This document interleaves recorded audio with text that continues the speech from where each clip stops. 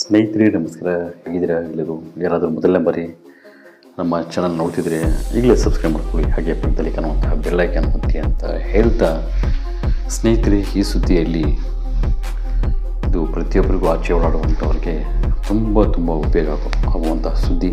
ತಪ್ಪದೆ ಪೂರ್ತಿ ಕೇಳಿ ಅಂತ ಹೇಳ್ತೀನಿ.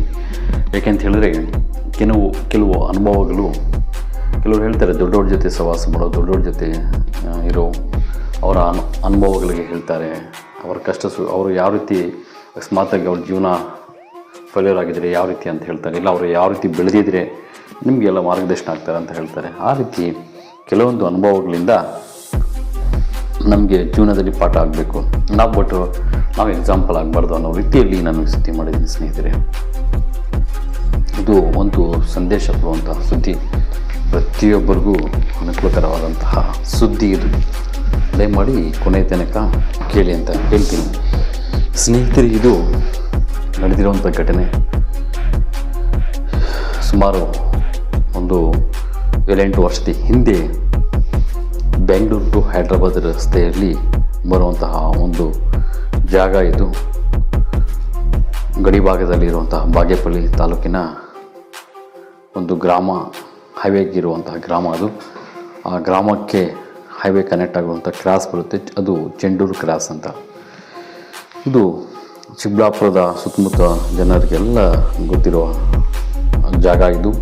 ಹಾಗೆ ಬಾಗೇಪಲ್ಲಿ ಸ್ಥಳೀಯರಿಗೆ ಅತಿ ಚೆನ್ನಾಗಿ ಗೊತ್ತಿರುವಂತಹ ಸಂದೇಶನವಾಗಿರುತ್ತದೆ ಇದು ಅಂತ ಹೇಳ್ತೀನಿ ಸ್ನೇಹಿತರೆ.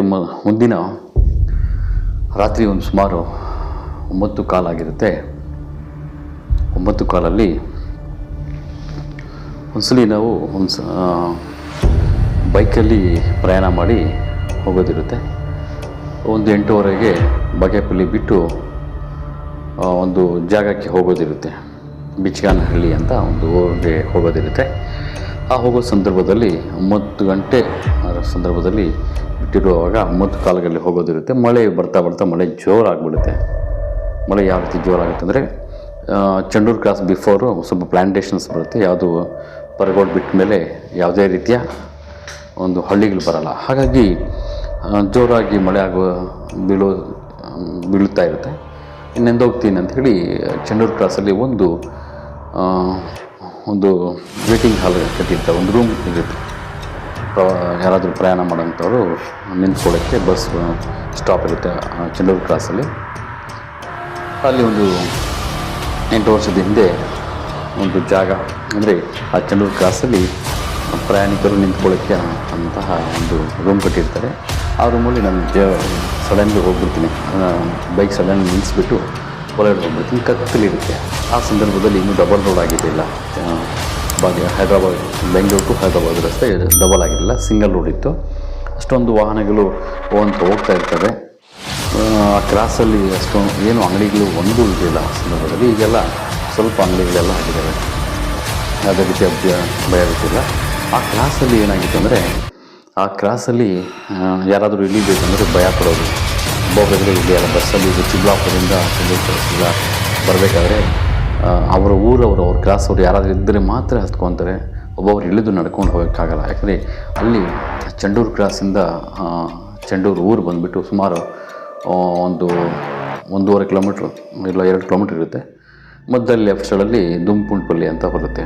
ಈ ರೀತಿ ಇರೋದರಿಂದ ಯಾರಾದರೂ ಹಳ್ಳಿಯವರು 2-3 ಸೇರಿ ಇಳಿತಾರೆ. ಹಾಗೆ ಕ್ರಾಸಲ್ಲಿ ನಿಲ್ಲದೆ ಹೋಗ್ತಾರೆ. ಕಾರಣ ಅಲ್ಲಿ ಒಂದು ಒಬ್ಬ ಮಹಿಳೆಯ ಆತ್ಮ ಓಡಾಡ್ತಾ ಇರುತ್ತೆ. ಅವೆಲ್ಲ ನಡೀತಾ ಇರೋ ಸಂದರ್ಭದಲ್ಲಿ ನನಗೆ ಗೊತ್ತಿರಲ್ಲ. ನಾನು ಸಡನ್ಲಿ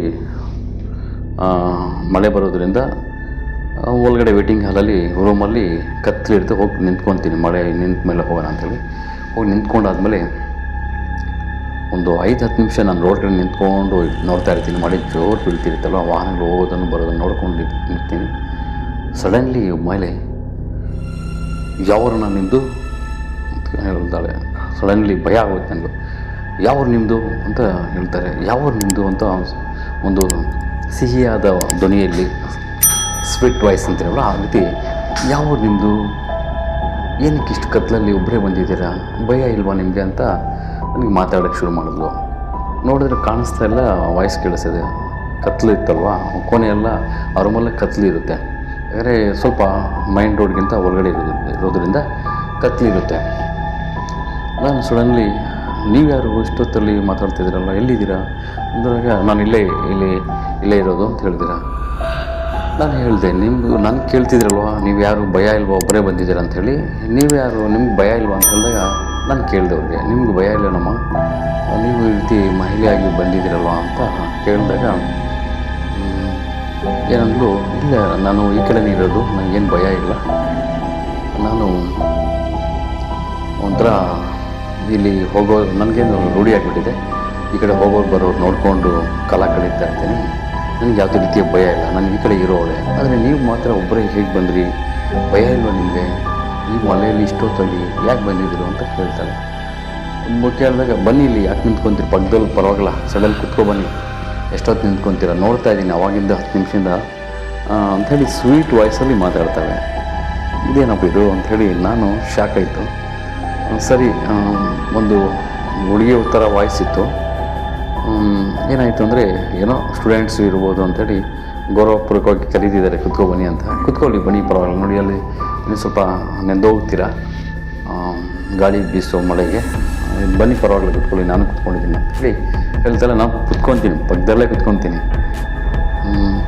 ಪಕ್ಕದಲ್ಲೇ ಕುತ್ಕೊಳ್ಳೋದಾಗ, ನೀವು ಭಯ ಇಲ್ವ, ನೀವು ನನಗೆ ಕೇಳ್ತಿದ್ದೀರಲ್ವ, ನೀವು ಒಬ್ಬರೇ ಯಾಕೆ ಬಂದಿರೋದು, ಇಷ್ಟೊತ್ತಲ್ಲಿ ಭಯ ಇಲ್ಲ ಅಂತ, ನಿಮ್ಮ ಮಾತ್ರ ಭಯ ಇಲ್ವಾ, ನಿಮ್ಮ ಮಹಿಳೆಯಾಗಿ ಅಂತ, ಹುಡುಗಿಯಾಗಿ ಅಂತ ಕೇಳಿದಾಗ ಅವಳು ಇದನ್ನೇ ಹೇಳ್ತಾಳೆ, ಇಲ್ಲ ನನಗೆ ಭಯನೇ ಇಲ್ಲ, ನಾನು ಇವತ್ತಿಂದಲ್ಲ ಸುಮಾರು ದಿನಗಳಿಂದ ಇಲ್ಲಿ ಇರೋದು, ನನಗೆ ರೂಢಿಯಾಗಿಬಿಟ್ಟಿದೆ, ಈ ಕಡೆ ಎಲ್ಲ ಓಡಾಡಿ ರೂಢಿಯಾಗಿಬಿಟ್ಟಿದೆ, ನಾನು ಎಲ್ಲಿಗೂ ಹೋಗಲ್ಲ ಅಂತ ಹೇಳ್ತಾಳೆ.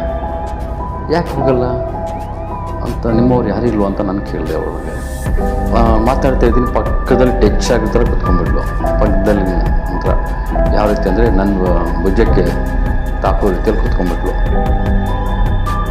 ಮಾತಾಡೋ ವಾಯ್ಸ್ ಮಾತ್ರ ತುಂಬ ಚೆನ್ನಾಗಿದೆ. ಏನೇನೆಂದರೆ, ಯಾರಾದರೂ ಹೇಳ್ತಾರಲ್ಲ, ಮಾತಾಡಿದ್ರೆ ಮುತ್ತುಗಳು ಇದ್ದಂಗೆ ಬೀಳಿದಂಗೆ ಜಾಸ್ತಿ ಮಾತಾಡೋದು, ಆ ರೀತಿ ಮಾತಾಡ್ತಿದ್ರು, ಪದಗಳು ತುಂಬ ಸ್ಪಷ್ಟವಾಗಿತ್ತು. ಹಾಗಾಗಿ ನಾನು ಹೇಳಿದಾಗ ಹೇಳ್ತಾಳೆ, ಇಲ್ಲ ನಾನು ನಿಮಗೆ ನೀವು ಮಾತ್ರ ಯಾರೂ ಈ ಕಡೆ ಇನ್ನೂ ರೂಢಿಯಾಗಿದ್ದೀನಿ, ನನಗೆ ಏನು ಭಯ ಇಲ್ಲ ಅಂತ ಹೇಳ್ತಿದ್ದೀರಲ್ವ, ನೀವು ಯಾರು ಅಂತ ನಾನು ಕೇಳಿದೆ. ನಮ್ಮದು ಈ ಕಡೆನೇ ಹಳ್ಳಿನೇ ಅಂತ ಹೇಳ್ತಾಳೆ. ಮತ್ತು ಹಳ್ಳಿಗೆ ಹೋಗ್ಬೋದಲ್ವ ಅಂತ ಕೇಳಿದೆ ನಾನು. ಅಯ್ಯೋ ಹೋಗಬೇಕು, ಆ ಸ್ವಾಮಿ ನನಗೆ ಓಡಿಸ್ತಾ ಇರ್ತಾನೆ. ಆ ಸ್ವಾಮಿ ಒಬ್ಬರಿದ್ದಾರೆ ನನಗೆ ಶತ್ರು, ಆ ಸ್ವಾಮಿ ಎಷ್ಟು ಪ್ರಯತ್ನ ಪಟ್ಟರು ಆ ಊರಲ್ಲಿ ಹೋಗೋಕ್ಕೆ ಆಗ್ತಿಲ್ಲ ನಾನು, ಹಾಗಾಗಿ ನಾನು ಈ ಕಡೆನೇ ಇದ್ದೀನಿ ಅಂತ ಹೇಳ್ತಾಳೆ. ನಾನು ಯಾರೋ ನಾರಾಯಣ ಸ್ವಾಮಿನೋ ಮುನ್ಸ್ವಾಮಿನೋ ಅಂತ ಅಂದ್ಕೊಂಡು, ಹೌದಾ, ಮತ್ತು ಊಟ ಹೇಗೆ ಮಾಡ್ತೀರಾ ಅಂತ ಕೇಳಿದೆ ನಾನು. ಊಟ ನಾನು ಏನು ತಿನ್ನಲ್ಲ, ನಾನು ಆ ಕಡೆ ಈ ಕಡೆ ಹೋಗೋದನ್ನು ನೋಡ್ಕೊಂಡು ಕಾಲ ಕಳೀತಿರ್ತೇನೆ, ನನಗೇನು ಹಸು ಆಗೋಲ್ಲ, ನಾನು ಹಾಗೆ ಬಿಡಿ, ನಿಮ್ಮ ಕತೆ ಯಾಕೆ, ನೋಡಿ ನೀವು ಎಷ್ಟು ಧೈರ್ಯನೋ ಅಂತ ಮತ್ತೆ ನನಗೆ ಕೇಳೋದು ಶುರು ಮಾಡೋದು. ಮಳೆದು ಒಂದು ನೋಡಿ ಒಂಥರ ಕಾಲ ವಿಚಿತ್ರ, ಈಗ ಇಲ್ಲಿ ಮಳೆ ಬೀಳ್ತಿದೆ, ಅಲ್ಲಿ ಬೀಳ್ತಿಲ್ಲ, ನೀವು ಬಂದಿರೋ ಊರಲ್ಲಿ ಮಳೆನೇ ಇಲ್ಲ, ಇಲ್ಲಿ ಬರ್ತಾಯಿದೆ, ಇನ್ನು ಮುಂದೆ ಮಳೆ ಇಲ್ಲ, ಕಾಲ ಆ ರೀತಿ ಮಳೆ ಬರ್ತಾ ಇರುತ್ತೆ ಅಂತ ನನಗೆ ಒಂಥರ ಸ್ಪಷ್ಟನೆ ಕೊಡ್ತಾರೆ. ಏನಪ್ಪ ಇದು ಅಂತ ಅಂದ್ಕೊಂಡು ನಾನು ಹಾಗೆ ಯೋಚನೆ ಮಾಡಿದೆ. ಮತ್ತು ಸ್ವಾಮಿ ಕರ್ಕೊತಿಲ್ಲ ಅಂತ ಹೇಳಿದ್ರು. ಮತ್ತು ನಾನು ಯಾವಾಗಲೂ ಈ ಕಡೆ ನಿಲ್ತೀನಿ, ಎಲ್ಲಿ ಈ ಕಡೆ ಅಂದರೆ ಈ ಕಡೆ ಆ ಕಡೆ ಹಗಲೆಲ್ಲ ಜನ ಬರ್ತಿರ್ತಾರೆ, ಹೋಗ್ತಿರ್ತಾರೆ, ನೋಡ್ಕೊಂಡೇ ಕಾಲ ಕಳೀತಿರ್ತೀನಿ ಅಷ್ಟೇ, ನಾನು ಬಿಡಿ ಅಂತ ಹೇಳಿ ಪ್ರಶ್ನೆ ನನ್ನನ್ನೇ ಕೇಳೋಕ್ಕೆ ಶುರು ಮಾಡ್ತಾರೆ. ಸರಿ, ಎಲ್ಲ ಚರ್ಚೆ ಆಯಿತು, ಮಳೆ ಬಗ್ಗೆ ಆಯಿತು. ನಾನು ಇದೇನೋ ಮಳೆನೇ ನಿಲ್ತಾನೆ ಇಲ್ಲ ನೋಡಿ, ನಾನು ಸ್ವಲ್ಪ ಅರ್ಜೆಂಟ್ ಹೋಗೋದಿತ್ತು ಚಿಗಾನಹಳ್ಳಿಗೆ ಅಂತ ಹೇಳಿದೆ. ನೋಡಿ, ಯಾವತ್ತೂ ಈ ಥರ ಬರಬೇಡಿ, ನೀವು ನೋಡಿದ್ರೆ ತುಂಬ ಒಳ್ಳೆಯವ್ರ ಥರ ಕಾಣಿಸ್ತಾ ಇದ್ದೀರಾ, ಸಮಯ ಸರಿ ಇರಲ್ಲ, ಯಾಕಂದರೆ ಒಳ್ಳೆಯವರು ಅಂತ ಹೇಳ್ತಿದ್ದೀನಿ, ಯಾವತ್ತೂ ರೀತಿ ಬರಬೇಡಿ, ಒಬ್ಬೊಬ್ಬರೇ ಭಯ ಇರಲಿ ನಿಮಗೆ, ನಾನು ನೋಡಿದ್ದೀನಿ ಸುಮಾರು ಸಲ ನಿಮಗೆ ಈ ಥರ ಕಡೆ ಓಡಾಡೋದು ಅಂತ ಹೇಳ್ತಾರೆ. ಯಾಕೆ ನಾನು ಒಂದು ಕೆಲಸದ ಮೇಲೆ ಆ ಕಡೆ ಇನ್ಸ್ಟಾಲ್ಮೆಂಟ್ ಕಲೆಕ್ಷನ್ಸ್ಗೆ ಓಡಾಡ್ತಿದ್ದೆ ವೀಕ್ಲಿ ಒನ್ಸು, ಅವೆಲ್ಲ ನೋಡಿದ್ದಾಳೆ ಅಂತೇಳಿ ನಾನು ನೋಡಿಲ್ಲ. ಹಾಗಾಗಿ ಡಿಸ್ಕಷನ್ಸ್ ಆಯಿತು. ಮುಖ ಮಾತ್ರ ನನಗೆ ಒಂಥರ ಬಜೆಟ್ ಟಚ್ ಆಗೋ ಥರ ಕೂತ್ಕೊಂಡಿದ್ದೆ, ಪಕ್ಕದಲ್ಲೇ ಕೂತ್ಕೊಂಡಿದ್ದೆ, ಮಳೆ ಅಂತ ಉಳಿಸ್ಕೊಂಡ್ಲಲ್ವ ಆಕೆನೇ, ಸರಿ ಅಂತ ಡಿಸ್ಕಸ್ ಮಾಡ್ಕೊಂಡು ಏನೋ ಕ್ಲಾಸ್ಮೇಟ್ಸ್ ಎಲ್ಲ ಕೂತ್ಕೊಂಡಿದ್ದೀವಿ. ಸ್ವಲ್ಪ ಹೊತ್ತು ಗ್ಯಾಪ್ ಆಯಿತು.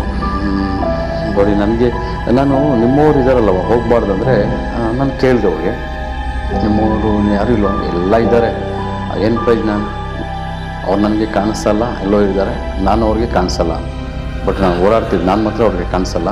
ಅವ್ರು ನಮಗೆ ಕಾಣಿಸ್ತಾ ಇರ್ತಾರೆ, ಅವರ ಪಾಡಿಗೆ ಹೋಗಿದ್ದಾರೆ. ಏನು ಮಾಡೋಕ್ಕಾಗಲ್ಲ, ವಿಧಿ ಜೊತೆಯಲ್ಲಿ ಇರಬೇಕಂದ್ರೆ ವಿಧಿ ಇಲ್ಲ, ಏನು ಮಾಡೋಕ್ಕಾಗುತ್ತೆ ಬಿಡಿ, ನಂದು ಯಾಕೆ ಹಂಗೆ ಅಂತ ಹೇಳಿ ಗ್ಯಾಪ್ ಕೊಟ್ಟರು.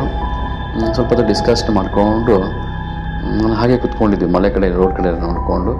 ಆಕೆನೂ ಭುಜ ಟಚ್ ಆಗಿ ಕೂತ್ಕೊಂಡಿದ್ಲು. ಚಳಿ ಆಗ್ತಾಯಿದೆಯಾ ಅಂತ ನನಗೆ ಕೇಳಿದ್ರು. ಇಲ್ಲ ನಾನು ಚಳಿ ಗಿಲಿ ಆಗೋಲ್ಲ, ನನಗೆ ತುಂಬ ಪರವಾಗಿಲ್ಲ ಅಂತ ನಾನು ಹೇಳಿದೆ. ಗೊತ್ತು ಬಿಡಿ, ನಿಮ್ಮದು ಒಂಥರ ಚೆನ್ನಾಗಿ ಉಕ್ಕವಾಗಿದ್ದೀರಾ, ಗಟ್ಟಿಮುಟ್ಟಾಗಿ ದೇಹ, ನಿಮ್ಮದು ಬಿಸಿ ದೇಹ ಬಿಡಿ, ಬಟ್ ತುಂಬ ಧೈರ್ಯವಂತರು ನೀವು. ಇಷ್ಟೊತ್ತಲ್ಲಿ ಇಲ್ಲಿ ಬಂದು ಕೂತ್ಕೊಂಡಿದ್ದಾರೆ ಅಂದರೆ ನಾನು ನೋಡ್ತೀನಿ, ಈ ಕಡೆ ಓಡಾಡೋರು ಯಾರು ಬರಲ್ಲ, ಎಷ್ಟು ಚೆನ್ನಾಗಿ ಧೈರ್ಯವಂತರಾಗಿದೆ ನೋಡಿ, ಎಷ್ಟು ಚೆನ್ನಾಗಿ ಪಕ್ಕದಲ್ಲಿ ಇಲ್ಲಿ ಬಂದು ಕೂತ್ಕೊಂಡಿದ್ದು ನೋಡಿ. ಬಾ, ನಿಮ್ಮ ಧೈರ್ಯಕ್ಕೆ ತುಂಬ ಸಂತೋಷ ಆಗ್ತಿದೆ. ಇವತ್ತು ಯಾರೂ ಬರಲ್ಲ ನೋಡಿ, ಇಷ್ಟೊತ್ತಲ್ಲಿ ಇಲ್ಲಿ ಯಾರು ಓಡಾಡೋದೇ ಬರಲ್ಲ. ಒಬ್ಬೊಬ್ಬರು, ನೀವು ಒಬ್ಬೊಬ್ಬರೇ ಬಂದಿರೋದೆಷ್ಟು, ನಿಂತ್ಕೊಂಡಿದ್ದೆಷ್ಟು, ಮತ್ತು ನಮ್ಮ ಈ ಥರ ಪಕ್ಕದಲ್ಲೇ ಬಂದು ಕೂತ್ಕೊಂಡು ನೋಡಿ, ಇದು ಧೈರ್ಯ. ಬಾ, ನಿಮ್ಮ ಧೈರ್ಯಕ್ಕೆ ನಿಮ್ಮಂಥವ್ರು ಜೊತೆಗಿದ್ರೆ ಯಾವಾಗಲೂ ಸಂತೋಷನೇ ಅಂತ ಹೇಳ್ತಾಳೆ. ನಿಮ್ಮ ಧೈರ್ಯ ಅಂತೂ ಒಬ್ಬೊಬ್ಬ ಅಂತ ಪದೇ ಪದೇ ಧೈರ್ಯ ಅಂತಲೇ ಹೇಳ್ತಿದ್ರು. ಏನು ಇವಳು ಧೈರ್ಯ ಅಂತ ಅದನ್ನೇ ಹೇಳ್ತಿದ್ದಾರೆ ಅಂತೇಳಿ ನಾನು ತುಂಬ ಸೈಲೆಂಟ್ ಆದೆ. ಯೋಚನೆ ಮಾಡಿ, ಯಾರು ಇವಳು ಇಷ್ಟೊತ್ತಲ್ಲಿ, ಮತ್ತು ನೀವೇನು ಕೆಲಸ ಮಾಡ್ತೀರ ಅಂತ ನಾನು ಮತ್ತೆ ಕೇಳಿದವ್ರಿಗೆ. ನಾನು ಏನು ಕೆಲಸ ಇಲ್ಲ ಅಂತ ಹೇಳ್ತಿಲ್ವ, ಬರೀ ಈ ಕಡೆನೇ ಇರ್ತೀನಿ, ಓಡಾಡ್ತಾ ಇರ್ತೀನಿ ಅಷ್ಟೇ. ಊಟ ನಾನೇನು ಹಸುವಾಗಲ್ಲ, ಜನ ಅವನ್ನ ನೋಡ್ಕೊಂಡು ಕಾಲ ಕಳೀತಿರ್ತೀನಂತೆ, ಅದನ್ನೇ ಹೇಳಿದ್ರು ಅಂಥೇಳಿ ಸೈಲೆಂಟ್ ಆಗಿದ್ರಲ್ವ. ನಾನು ಸ್ವಲ್ಪ ಹೊತ್ತು ಏನು ಮಾತಾಡಿದೆ, ಸೈಲೆಂಟಾಗಿ ಯೋಚನೆ ಮಾಡಿದೆ. ಇವಳು ಹೇಳಿದ್ದನ್ನು ರಿಪೀಟ್ ಮಾಡಿಕೊಂಡ್ರೆ ಏನೇನು ಹೇಳಿದ್ರು, ಇಷ್ಟೊತ್ತಲ್ಲಿ ಯಾರಪ್ಪ ಈ ಸ್ವೀಟ್ ವಾಯ್ಸ್ ಹುಡುಗಿ ಇಷ್ಟೊತ್ತಲ್ಲ ಅಂತ ನಾನು ಯೋಚನೆ ಮಾಡಿದೆ. ಮತ್ತು ನನ್ನನ್ನೇ ಧೈರ್ಯ ಅಂತ ಹೇಳಿದೆ. ಪಕ್ಕದಲ್ಲಿ ಕುಳಿತುಕೊಂಡಿದ್ದಾಳೆ. ಅದು ಬಿಟ್ಟು ಊರಲ್ಲಿ ಯಾವ ಸ್ವಾಮಿ ಕರ್ಕೊತಿಲ್ಲ, ನಾನು ಎಷ್ಟೋ ಟ್ರೈ ಮಾಡಿದ್ರೆ ಅಲ್ಲಿ ಬರೋಕ್ಕೆ ಬಿಡ್ತಿಲ್ಲ ಅಂತ ಪದ ನೆನಪಾಯ್ತು. ಆವಾಗ ಗೊತ್ತಾಯ್ತು ನೋಡಿ ನನಗೆ, ಇವಳು ಯಾರು ಮನುಷ್ಯ ಎಲ್ಲ ದೇವಾನೆ ಅಂತ. ಯಾಕೆಂದರೆ ಊರು ಹಚ್ಚಿದ ಸ್ವಾಮಿಗಳಂದರೆ ಆಂಜನೇಯ ಸ್ವಾಮಿ ಇರ್ತಾರೆ, ದೇವಗಳಿಗೆ ಆತ್ಮಗಳಿಗೆ ಊರು ಒಳಗಡೆ ಬರೋಕ್ಕೆ ಬಿಡಲ್ಲ. ಅದು ತಕ್ಷಣ ನೆನಪಾಯ್ತು ನನಗೆ. ಅದೊಂದು, ಮತ್ತು ಏನು ತಿಂತೀರಾ ನೀವು ಅಂತ ನಾನು ಕೇಳಿದಾಗ, ನಾವು ಏನು ಹಸುವಾಗಲ್ಲ ಬಿಡಿ ಅಂತ ಹೇಳಿದ್ರು. ಅದೊಂದು ದೇವಾನಕ್ಕೆ.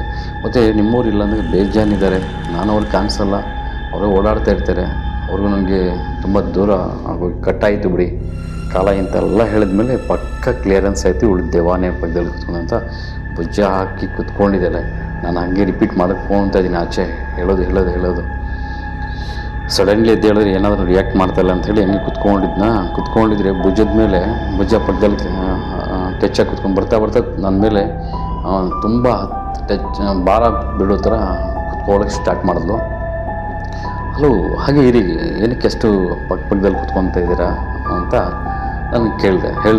ಅಲ್ಲೇ ಸ್ವಲ್ಪ ಇರಿ, ನನಗೆ ಸೈ ಅನಿಸಲ್ಲ, ಹೋಗಲಿ ಬಿಡಿ, ನಾನು ನಿಂತ್ಕೊತಾರೆ. ಸಡನ್ಲಿ ಎದ್ಬಿಟ್ಟು ನಿಂತ್ಕೊಂಡು ಏನು ಮಾಡಿದಿರುತ್ತೆ, ನಾನು ಸಡನ್ಲಿ ಗಾಡಿ ಸ್ಟಾರ್ಟ್ ಮಾಡೋಕ್ಕೆ ಇದು ಮಾಡೋದು ಬೇಡ ಅಂಥೇಳಿ ಇಂಡಿಕೇಟ್ರ್ ಆನ್ ಮಾಡಿದೆ.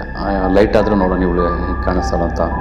ಇಂಡಿಕೇಟ್ರ್ ಹಾಕ್ದೆ ನೋಡಿ, ಅವಳು ಹೆಂಗೆ ಕಾಣಿಸ್ಲು ಗೊತ್ತಾ, ಅವಳು ತುಂಬ ಒಂಥರ ವಯಸ್ಸಾಗಿದ್ದು ಬಗ್ಗಿಬಿಟ್ಟು ಇರ್ತಾ ನೋಡಿ, ಆ ಥರ ಮುಖ ವಿಚಿತ್ರವಾಗಿದೆ, ಒಂಥರ ಭಯಂಕರವಾಗಿದೆ. ಚಿತ್ರಗಳಲ್ಲಿ ಕಾಣಿಸ್ತಾರಲ್ವ ಮುಖ ಒಂಥರ. ಮತ್ತು ಅವ್ರು ನೋಡಿದ್ದು ಸ್ಟೈಲಿಗೆ ನೋಡಬೇಕು, ಒಂಥರ ಕೋಪದಿಂದ ಸೈಡ್ ಆ್ಯಂಗಲಲ್ಲಿ ನೋಡಿದ್ರು ತುಂಬ ಭಯ ಆಗೋಯಿತು. ಭಯ ಆಗಿದ ತಕ್ಷಣ ಏನು ಹಿಂಗೆ ಅಂಥೇಳಿ ಸಡನ್ ನೋಡಿ ಭಯ ಬೀಳಲಿಲ್ಲ. ಒಂದು ಭಯ ಬಿದ್ದರೆ ಒಬ್ಬನೇ ಇದ್ದೀನಲ್ವ, ಏನು ಮಾಡೋಕ್ಕಾಗಲ್ಲ ಅಂಥೇಳಿ ಧೈರ್ಯವಾಗಿ ಸುಮ್ಮನೆ ನಡ್ಕೊಂಡು ಹೋಗ್ತೇವೆ. ರೋಡ್ ಕಡೆ ಹೋಗ್ಬಿಟ್ಟೆ, ವಾಹನ ಬರ್ತಾ ಇರ್ತಲ್ವ. ಹೋದ ತಕ್ಷಣ ದೇವರು ಒಂಥರ ಒಳ್ಳೇದಾಯಿತು. ಅದೇ ಸಮಯದಲ್ಲಿ ಒಂದು ಬಸ್ ಬಂತು, ಅದೇ ಕ್ರಾಸಲ್ಲಿ ನಿಂತ್ಕೊಳ್ಳೋದು. ಹೋಗ್ತಿದ್ದೆ ವಾಕ್ ಮಾಡಿಕೊಂಡು, ಒಂದು ನಿಮಿಷ ಬರ್ತೀನಿ ಅಂತ ಬಂದುಬಿಟ್ಟು ಕ್ರಾಸಿಂದ ಸ್ವಲ್ಪ ಮುಂದೆ ಹೋಗ್ತಾ ಕಡೆ ಚಿಕ್ಕಬಳ್ಳಾಪುರ ಕಡೆ. ಆವಾಗ ಬಸ್ ಒಂದು ಬಂದು ನಿಂತ್ಕೊಳ್ತು. 4-5 ಜನ ನಿಲ್ಲಿದ್ರು. ಅಲ್ಲ, ನಾನು ಒಂದು ನಿಮಿಷ ನಿಂತ್ಕೊಳ್ಳಿ ಅಂದೆ. ಹಲೋ, ಯಾರು ನೀನು ಇಷ್ಟೊತ್ತಲ್ಲಿ ಅಂದರು. ಅಲ್ಲ, ನಾನು ಒಂದು ನಿಮಿಷ ಬನ್ನಿ, ನಾನು ಬೈಕ್ ಇದೆಲ್ಲ ತೊಗೊಂಬರ್ಬೇಕು ಅಂತ ಹೇಳಿದೆ. ಯಾಕೆ ಅಲ್ಲಿ ಬೈಕ್ ಯಾಕೆ ನಿಲ್ಲಿಸಿದೆ ಅಂತ ಕೇಳಿದ್ರು. ಬಟ್ ಅಲ್ಲಿ ದೆವ್ವ ಇದೆ ಅವರು ಅಂತ ಹೇಳಿಲ್ಲ. ಭಯ ಬರಲ್ಲ, ಬೈಕಲ್ಲಿ ನಂದು ಗುರಿ ಏನಾಯಿತು, ಬೈಕ್ ತೊಗೊಂಬರೋದು. ಸರಿ ಬನ್ನಿ, ನನಗೆ ಯಾಕೆ ಭಯ ಆಗ್ತಿದ್ದೇನೋ ಅಲ್ಲಿ ಹೋಗೋಕ್ಕೆ. ಬರಬೇಡಪ್ಪ, ಹಿಂಗೆಲ್ಲ ಊಬರಿ ಹಿಡಿಯಲ್ಲ ಅಂಥೇಳಿ ನನಗೆ ಹೇಳಿದ್ರು. ಸರಿ ಅಂಥೇಳಿ ಅವ್ರು ಕರ್ಕೊಂಡು ಬೈಕ್ ತೊಗೊಂಡು ಅವ್ರ ಹತ್ರನೇ ಬಂದೆ.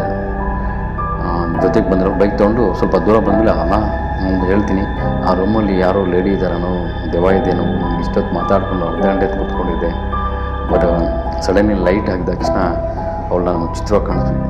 ಸಮಯ ನೀನು ಯಾರಯ್ಯ ನೀನು ಇಷ್ಟೊತ್ತಲ್ಲೆಲ್ಲ ಯಾಕೆ ಕೂತ್ಕೊಂಡು ನಾವೇ ಭಯ ಪಡ್ತೀವಿ ಅಂತೇಳಿ ಹೇಳಿ ಅಣ್ಣ ಇಷ್ಟೊತ್ತು ಕೂತ್ಕೊಂಡು ಮಾತಾಡಿದೆ ಅಂತ ಹೇಳಿ ಹೇಳಿದೆ. ಬನ್ನಿ ನಾವು ಒಂದ್ಸಲ ನೋಡೋಣ ಅವ್ನು ದೆವಾನ ಇದ ಅಂತ ಹೇಳಿ ಹೋಗೆ ಅಂತ ಹೇಳಿ ಹೇಳಿದ್ರು. ಸಡನ್ಲಿ ಮತ್ತೆ ಒಂದಿಬ್ಬರು ಈಗ ಬಂದರು ಹೋಗೋಣ ಒಬ್ಬನೇ ಇದ್ದಂತ ಇಷ್ಟೊತ್ತು 5-6 ಜನ ಇದ್ದೀವಿ ನೋಡೋಣ ಬಿಡಿ ಅಂಥೇಳಿ ಹೋದ್ವಿ. ಒಬ್ಬರ ಹತ್ರ ಉದ್ದದ ಬ್ಯಾಟ್ರಿ ಇರುತ್ತೆ ಮೊದಲ ಕಾಲದ್ದು, ಆ ಬ್ಯಾಟ್ರಿ ತೊಗೊಂಡು ಎಲ್ಲ ಹಾಕಿದ್ವಿ. ಎಲ್ಲಿ ಅತ್ತೆ ಇಲ್ಲ ಗತಿ ಇಲ್ಲ ಕಾಣಿಸ್ತಾ ಅಸಲು ಇಲ್ಲವೇ ಇಲ್ಲ. ಅವರು ಎಲ್ಲ ಕಡೆ ಹಾಕಿದ್ವು. ಲೈಟಾಗಿ ಮಳೆ ತುಂತುರು ಮಳೆ ಬೀಳ್ತಿತ್ತು. ಅವ್ರಿಗೆ ಅಡ್ರೆಸ್ ಇಲ್ಲ. ಆವಾಗ ಇವು ಸಮಯ ಇವೆಲ್ಲ ಅಸಲು ಯಾರು ಇರ್ತಾರೆ ಇಷ್ಟೊಂದು ಲೇಡೀಸು ಎಲ್ಲ ಹೇಳಿದವ್ರಿಗೆ ಸರಿ ಹೋಗ್ತಾ ಇರೋ ನಾವು ಹೋಗ್ತೀವಿ ಸುಮ್ಮನೆ ಯಾಕೆ ಅಂತೇಳಿ ಅವರು ಹೋದರು. ನಾನು ಬೈಕ್ ಸ್ಟಾರ್ಟ್ ಮಾಡಿಕೊಂಡು ಹಿಂಗೆ ಬಿಜ್ಗಾನಹಳ್ಳಿಗೆ ಹೋದೆ. ರಿಟರ್ನ್ ಹೋಗೋದ್ಬಿಟ್ಟು ಅಲ್ಲೆಲ್ಲ ಊರಲ್ಲಿ ಸ್ವಲ್ಪ ಅಲ್ಲಿ ಅಮೌಂಟ್ ಕಲೆಕ್ಷನ್ಸ್ ಇತ್ತು, ನೈಟಲ್ಲಿ ಸಿಗೋದು ತಗೊಂಡು ಮತ್ತು ರಿಟರ್ನ್ ಬರುವಾಗ ಈ ರೂಟಲ್ಲಿ ಬಂದರೆ ಪ್ರಾಬ್ಲಮ್ ಅಂತ ಹೇಳಿ ಬಿಜ್ಗಾನಹಳ್ಳಿಯಿಂದ ರೋಡ್ ತಪ್ಪಿಸೋಕ್ಕೆ ಏನು ಮಾಡಿದೆ, ಅದು ಬೇರೆ ರೂಟ್ ಇತ್ತು. ಅದು ಯಾವುದೋ ಗೋಕುಂಟಹಳ್ಳಿ, ಲಕ್ಕೇನಹಳ್ಳಿ ಮತ್ತು ಹಂಸಂದ್ರ ಆ ಕಾಂಟ್ಯಾಕ್ಟ್ಸ್ ಮುಖಾಂತರವಾಗಿ ಮತ್ತೆ ಬಾಗೇಪಲ್ಲಿಗೆ ಸೇರಿಕೊಂಡೆ. ಮನೆಗೆ ಹೋಗಿ ತುಂಬ ಲೇಟಾಗಿತ್ತು. ಅವತ್ತು ಬೆಳಗ್ಗೆ ಹೇಳಿದ್ರೆ ತುಂಬ ಭಯ ಆಗಿತ್ತು. ಈ ರೀತಿ ಸ್ನೇಹಿತರೆ, ಯಾವುದೇ ಸಮಯದಲ್ಲಿ ನೀವು ಆಚೆ ನೈಟಲ್ಲಿ ಕತ್ತಲಲ್ಲಿ ಓಡಾಡೋ ಸಂದರ್ಭದಲ್ಲಿ ಮಳೆ ಬಂತು ಅಂಥೇಳಿ ಯಾವುದೊಂದು ರೂಮ್ ಇರುತ್ತೆ ವೇಟಿಂಗ್ ಹಾಲಲ್ಲಿ, ಹೋಗಬೇಡಿ ದಯಮಾಡಿ. ಏನೋ ಅವತ್ತು ನನಗೆ ಧೈರ್ಯ ದೇವ್ರ ಬಲ ಏನೋ ಒಂದು ಇರೋದರಿಂದ ಕಾಪಾಡ್ಕೊಂಡು ಬಂದೆ. ಅಕಸ್ಮಾತ್ ಭಯ ಆಗೋರಾಗಿದ್ದರೆ ಬೇರೆ ಇಲ್ಲ ನನಗೆ ಅನ್ನೋದು ಆಗಿದ್ದರೆ ತುಂಬ ತೊಂದರೆ ಪಡ್ತಿದ್ವಿ. ಹಾಗಾಗಿ ನೈಟಲ್ಲಿ ಓಡಾಡೋಂಥವ್ರು ಒಬ್ಬೊಬ್ಬರು ಇದ್ದರೆ ಎಲ್ಲೆಂದರೆ ಅಲ್ಲಿ ಹೈವೇಗಳಲ್ಲಿ ನಿಂತ್ಕೊಳ್ಳೋದು, ಮತ್ತು ಯಾರಾದರೂ ಲೇಡೀಸರ ಕಾಣಿಸ್ರು ಮಾತಾಡೋಕ್ಕೆ ಹೋಗೋದು, ಮತ್ತು ಲೇಡೀಸರ ವಾಯ್ಸ್ ಕೇಳಿದ್ರು ಮಾತಾಡೋಕ್ಕೆ ಹೋಗ್ಬೇಡಿ. ಹಾಗಾಗಿ ಎಚ್ಚರ ವಹಿಸಿ. ದೇವಗಳು 100% ಇದ್ದಾವೆ, ಆತ್ಮಗಳಂತೂ 100% ಇದ್ದಾವೆ. ಆದರೆ ಭಯ ಬೇಡ, ನಿರ್ಲಕ್ಷ್ಯನೂ ಬೇಡ, ಎರಡೂ ಇರಲಿ. ತುಂಬ ಭಯಪಟ್ಟು ತುಂಬ ಭಯ ಆದರೆ ಜೀವನ ಮಾಡೋಕ್ಕಾಗಲ್ಲ ಅಲ್ವಾ? ಹಾಗಾಗಿ ಭಯನೂ ಇರಬೇಕು. ಹಾಗೆ ನನಗೆ ಭಯ ಇದೆ ಅಂಥೇಳಿ ನಿರ್ಲಕ್ಷ್ಯನೂ ಮಾಡಬಾರ್ದು. ಯಾವ ಸಂದರ್ಭ ಏನೋ ಅವಳು ನನ್ನ ಕಷ್ಟ ಸುಖ ಎಲ್ಲ ಯೋಚನೆ ಮಾಡಿ ಒಬ್ಬನೇ ಬಂದಿದ್ದೀನಿ, ಪಾಪ ಕಷ್ಟ ಒಂದು ವರ್ಕ್ ಮಾಡ್ತಿದ್ದಾನೆ ಅಂಥೇಳಿ ಭಯದಿಂದ ಏನೂ ಮಾಡಿಲ್ಲ ಅನಿಸುತ್ತೆ. ಆ ರೀತಿ ಮಾತಾಡೋದು, ನನಗೆ ಧೈರ್ಯ ಹೇಳೋದು ಬರಬೇಡ ಅಂತೇಳಿ ಒಳ್ಳೆ ದೇವಾನೇ ಅನಿಸು, ಕೆಟ್ಟದ್ದವಾಗಿದ್ದರೆ ತೊಂದರೆ ಆಗ್ತಾಯಿತ್ತು. ಹಾಗಾಗಿ ದಯಮಾಡಿ ಎಚ್ಚರ ವಹಿಸಿ ಅಂತ ಹೇಳ್ತಾ ಇಷ್ಟ ಆದರೆ ಲೈಕ್ ಮಾಡಿ. ನಮಸ್ಕಾರ, ಧನ್ಯವಾದಗಳು.